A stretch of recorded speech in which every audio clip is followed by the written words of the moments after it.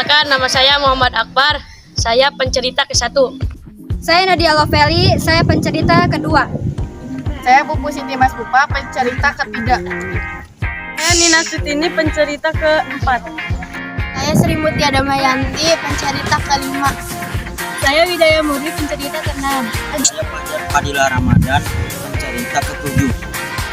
Saya Kire Kesyarani, pencerita ke-8.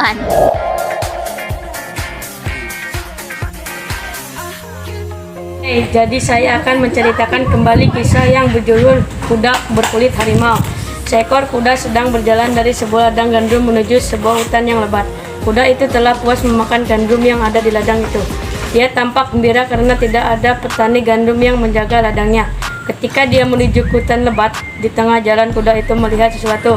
Itu seperti kulit harimau. Gumam kuda itu lalu mendekatinya dan ternyata memang benar apa yang dilihatnya adalah kulit harimau yang tak sengaja ditinggalkan oleh para pemburu harimau. Kuda itu mencoba memakai kulit harimau itu. Wah, kebetulan sekali. Kulit harimau ini sangat pas di tubuhku. Apa yang akan kulakukan dengannya ya? Terlintaslah di benak kuda itu untuk menakuti binatang-binatang hutan yang melewati dirinya. Aku harus segera bersembunyi. Tempat itu harus gelap dan sering dilalui oleh binatang hutan. Di mana ya? Tanya kuda dalam hati sambil mencari tempat yang cocok. Akhirnya dia menemukan semak-semak yang cukup gelap untuk bersembunyi, lalu masuk ke dalamnya dengan menggunakan kulit harimau. Tak lama kemudian beberapa domba gunung berjalan ke arahnya. Kuda itu menggumam bahwa domba-domba itu cocok dijadikan sasaran empuk kejahilannya. Ketika domba-domba itu melewatinya, kuda itu meloncat ke arah mereka sehingga sontak domba-domba itu kalang kabut melarikan diri. Mereka takut dengan kulit harimau yang dikenakan kuda itu. "Tolong, ada harimau! Lari, cepat lari!" teriak salah satu domba. Kuda itu tertawa berbahak-bahak. Domba-domba itu pontang-panting berlari.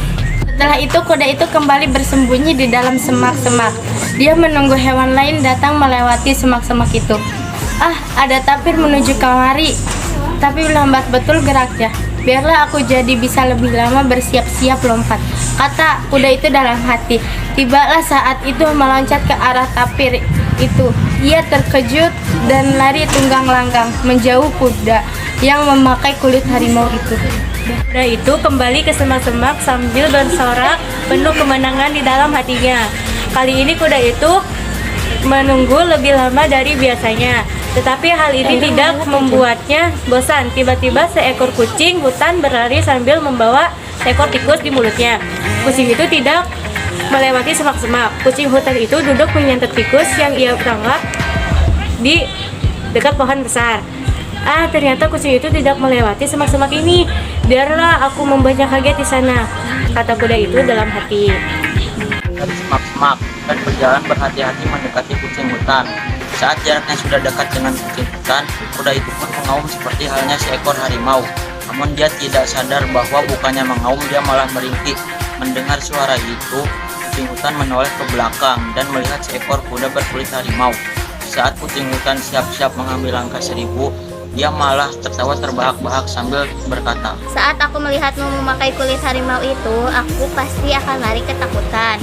Tapi rupanya suaramu itu juga berkata kepada kuda bahwa sampai kapanpun suara ringkiknya tidak akan bisa berubah jadi auman.